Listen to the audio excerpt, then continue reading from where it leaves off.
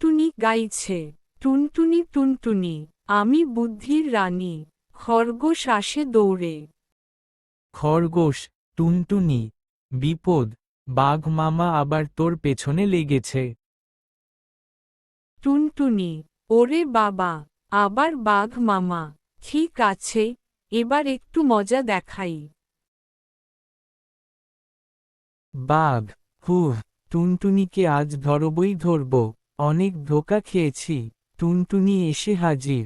টুনটুনি, বাঘ মামা, বাঘ মামা, একটা খেলা খেলবি? বাঘ, খেলা?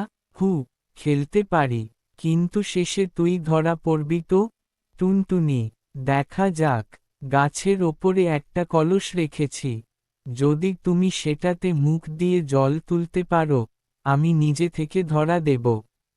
বাঘ ভাবছে, হে হে, সহজ কাজ। বাঘ কলসের মুখে মুখ ঢুকায়। টুনটুনি চট করে কলসের মুখে পাথর ঢুকিয়ে দেয়। বাঘ, আর নগ্য, এই কি করলি?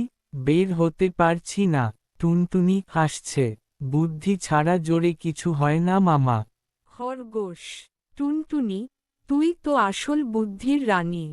টুনটুনি, আর বাঘ মামা হলো জঙ্গলের সবচেয়ে বড় গাধা।